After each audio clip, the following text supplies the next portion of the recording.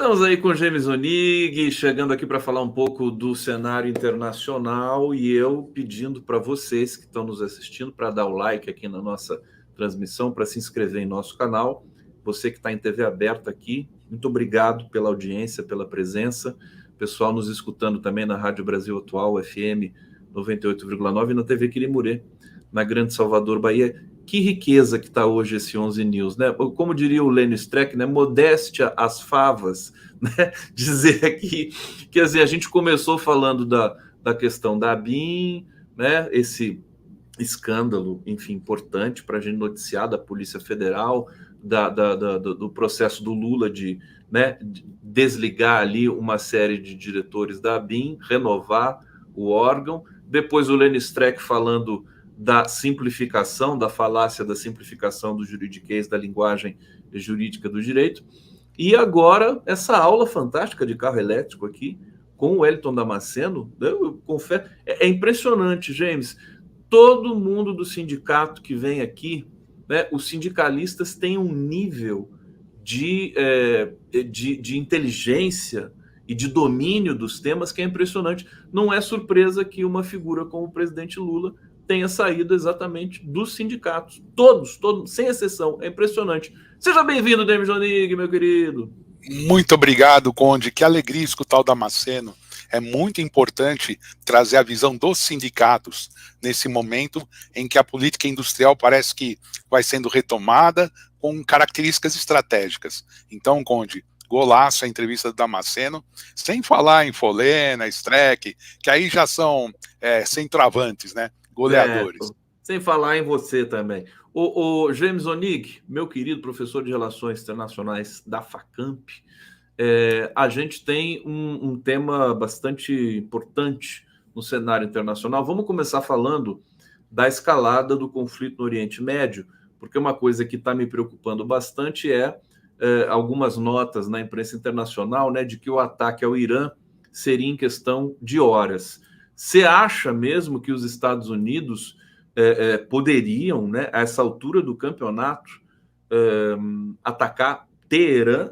Quer dizer, porque a lógica são as milícias ali que circundam todo ali o Oriente Médio, que em tese são apoiadas pelo Irã e que atacaram aí, enfim, algumas bases estadunidenses que não deviam estar lá, para resumir a conversa. Dá um panorama para a gente desse tema, por favor. Conde, é muito importante a gente rever toda essa questão, porque as milícias que estão atuando na Síria, no Iraque, são milícias ligadas ao movimento internacionalista do Hezbollah. O Hezbollah, junto com outros grupos, se posiciona a favor desses regimes, obviamente, e de lá organiza atitudes e atos importantes contra a presença americana no Oriente Médio. Este último ato, que atingiu a região bem fronteiriça da Jordânia à Síria, numa região chamada T-22 ou Tower 22, que é um quartel americano pequeno naquela região, foi creditada diretamente ao uso do aparelho iraniano, de coisas ligadas ao Irã, de informações vindas do Irã, que podem, com certeza, configurar a participação deles num possível ataque, segundo os americanos. Ocorre, Conde, que não existe nenhum indício de que o Irã esteja participando ativamente. Então eu acredito que a ofensiva, se acontecer, não vai ser direto ao território iraniano, mas sim a presença desses grupos ligados à Frente Internacionalista do Hezbollah, que estão especialmente colocados na Síria e no Iraque. Lembrando que o Iraque, a coisa pode degringolar, Conde, porque existe um detalhe político que a gente não deve esquecer nunca. Os americanos, quando derrubaram Saddam Hussein, tiveram que compor governo justamente com os xiitas. E os xiitas do Iraque fazem parte dessa grande coligação política que hoje está ligada, eu diria até mais do que umbilicalmente ao Irã. Então, Irã e Iraque hoje, os seus governos, têm muito diálogo e, portanto, eu acredito que os Estados Unidos vai tentar fazer o Iraque voltar a ser um campo de guerra, tentando atrair o Irã para esse conflito. Aí, James Onig, deixa eu trazer aqui uma informação recente aqui desse tema, né? O governo dos Estados Unidos informou nessa segunda-feira que não estão buscando uma guerra com o Irã.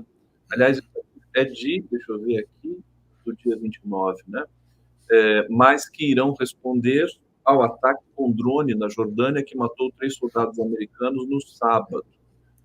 Kirby, que é o porta-voz do Conselho de Segurança Nacional dos Estados Unidos, afirmou que o presidente americano Joe Biden responderá ao ataque do Irã e que essa resposta ocorrerá de maneira racional. Quer dizer, eles estão sendo cuidadosos, né? Porque sabem Sim, do potencial. Agora, a coisa já escalou muito ali, né, Onig? muito, Por exemplo, muito. coisas que não estão sendo assim noticiadas. Aliás, até a cobertura sobre Gaza, por alguma razão, está sendo prejudicada nesse momento. Que eu perguntei para o Reginaldo Nasser aqui, continuam sendo assassinados, média de 200 palestinos por dia, sendo que praticamente a metade são crianças. Continua Pois aí, é, não parou. Né? pois é, E, Conde. por favor, eu queria sobre isso. Eu assistindo o professor Reginaldo Nasser ontem, eu estava refletindo exatamente na fala dele como é que esse impacto da falta de ajuda para a agência de refugiados palestinos vai complicar essa situação, não é? A gente também olha para esse tema com preocupação, porque essa agência, Conde, ela nasceu em 49, é especial para os palestinos. E é uma agência que nasceu justamente pela falência da política da ONU em não garantir a formação dos dois estados. Quando acontece a guerra em 48, 49, que há a expulsão de 700, 800 mil palestinos, a ONU, recém-formada até então, estava necessitando dar uma resposta a todo esse quadro construído na tragédia humanitária do povo palestino. Então surgiu essa agência especializada nos refugiados palestinos e que agora, com a retirada, eu diria até, Conde, injustificada da ajuda que esses países davam a essa agência, agora pode colocar em risco as questões humanitárias e com notícias que hoje de manhã me causaram muita tristeza, a fome das crianças na região de Gaza, buscando comer vegetais da mata, porque já não tem mais o que comer. Isso causou uma tristeza enorme em mim. Eu consegui olhar isso com indignação, e a nossa geração vai ter que conviver com isso, como também uma culpa nossa. Não digo individual, mas a sociedade não respondeu à altura a essa tragédia humanitária. Essa tragédia humanitária, eu tenho comigo e tenho perguntado para todos os analistas aqui sobre esse tema. Israel, de alguma maneira, já está pagando por toda essa, né, essa violência que ele impõe ali a esse povo. Mas vai pagar, inclusive, oficialmente também, como a gente está vendo os tribunais internacionais se mobilizando. Agora, o mundo também vai pagar, porque nós estamos sendo, de alguma maneira, coniventes com isso, né? Exato, exato. Lamentável. A gente está assistindo um extermínio, né, ao vivo e a cores, transmitido, modulado pela imprensa internacional. E, assim, a gente se manifesta, a gente entrevista, a gente conversa, a gente faz manifestações, mas a coisa se arrasta impressionantemente. É uma coisa que dá muita indignação. Puxa, isso que você falou nos remete ainda para o papo de vocês ontem, porque, por exemplo, esse ataque na região da Jordânia, ela fica muito próxima à fronteira dos 3 países, né? Síria, Iraque e Jordânia. Esse quartel americano, que ninguém sabe que está fazendo lá, ele está instalado naquela região porque o governo jordaniano pediu apoio dos Estados Unidos para não deixar entrar mais refugiados da Síria, da guerra da Síria. Quer dizer, eles se colocaram numa área que teoricamente devia ser desmilitarizada, e a força das armas americanas, se não me engano são 2 ou 3 instalações militares que eles têm ali perto, funcionam com monitoramento forte da entrada e saída de pessoas por aquela fronteira, evitando que os refugiados sírios chegassem na Jordânia.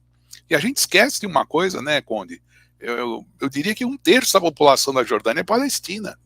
Então a gente começa a ter burburinhos de revoltas dentro da Jordânia, quer dizer, a coisa está começando a pipocar, Conde. Isso aí realmente cria um quadro que os americanos precisam rever a sua política externa na região.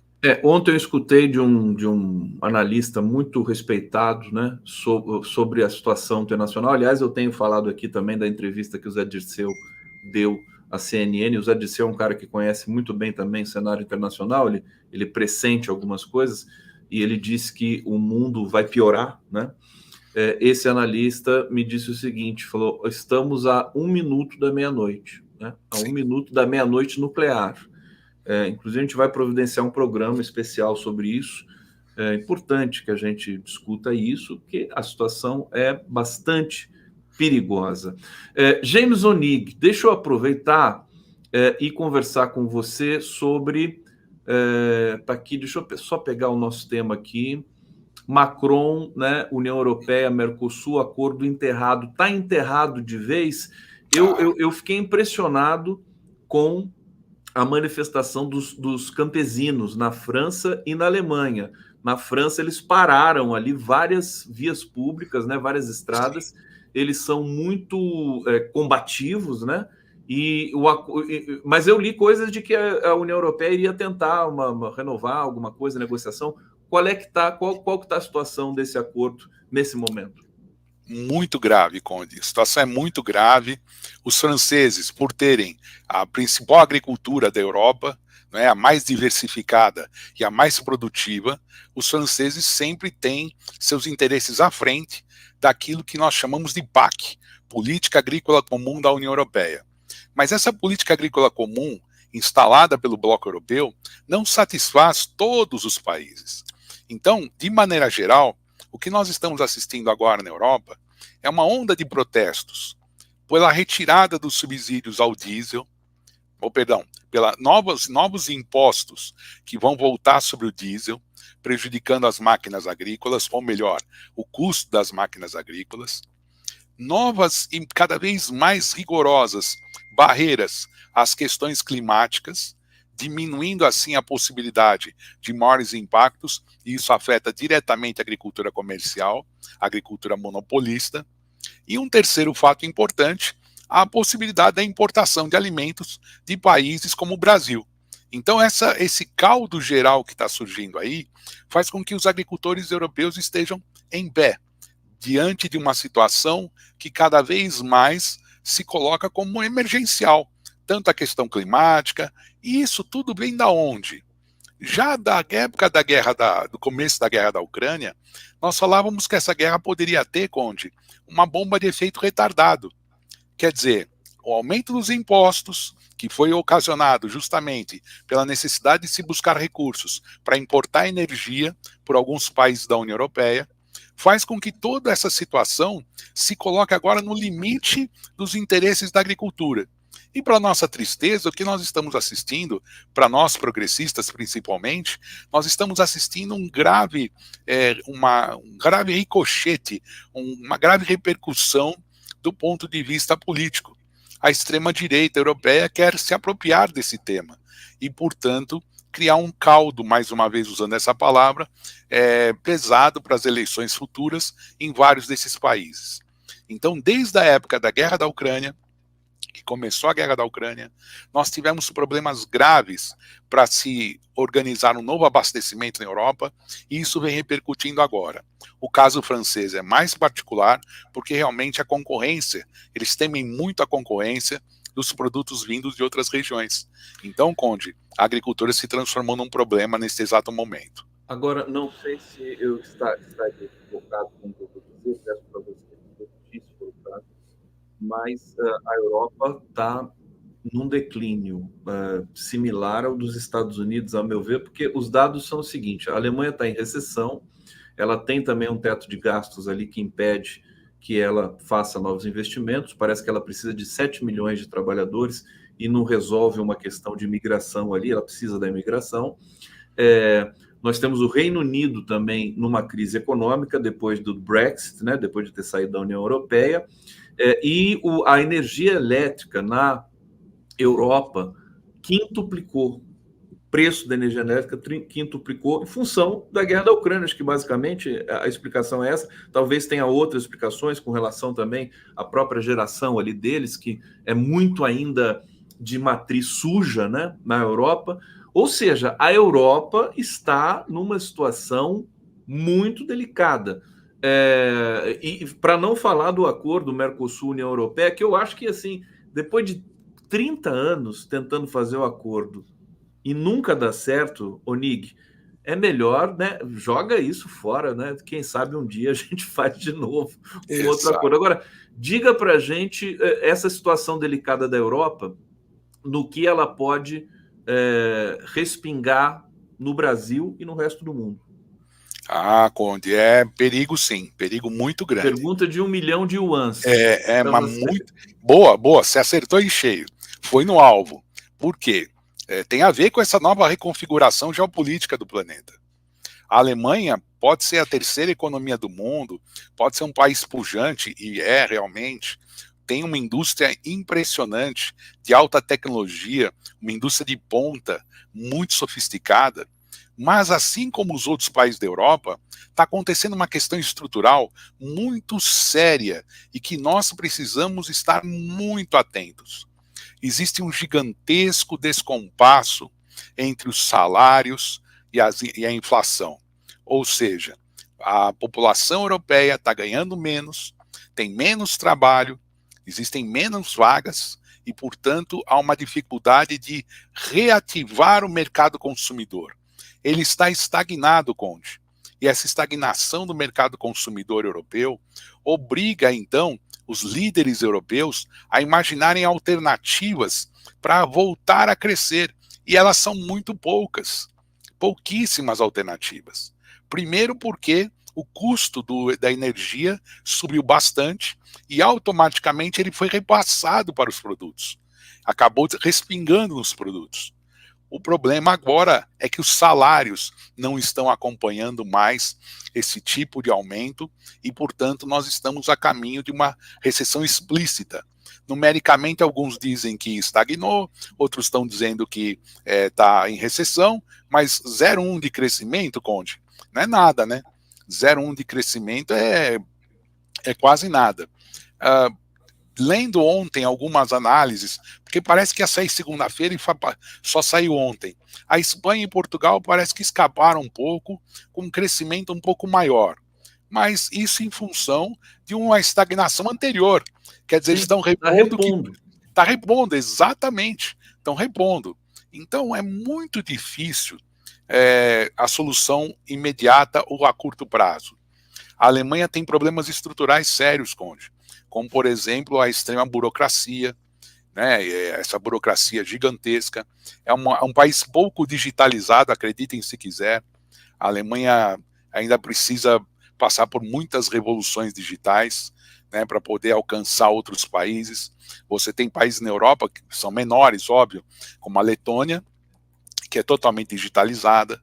Então, essas coisas estão ficando muito patentes no enfrentamento do problema. E, infelizmente, as possibilidades diminuem à medida que a cada momento surge uma nova tensão geopolítica no globo. Deixa eu aproveitar e pedir para quem está nos assistindo aqui, primeiro agradecer sempre a presença de vocês aqui. O 11 News tá tão gostoso de fazer, viu, James Onig? A gente está aqui com esse casting, com o público, os convidados especiais, sempre trazendo assim serviço mesmo, né, e reflexão para o debate público brasileiro. Estou muito feliz aqui, junto com a TVT, com o canal do Conde, com os parceiros.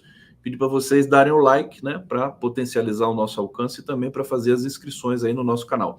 O Carlos C. da Silva Filho, Carlos C. da S. Filho Silva, está dizendo o seguinte: começaram os exercícios militares da OTAN e a tríade nuclear russa está em alerta máximo. Um erro e será o fim. Esses exercícios da OTAN, que vão mobilizar 31 países, eu me esqueci o número de...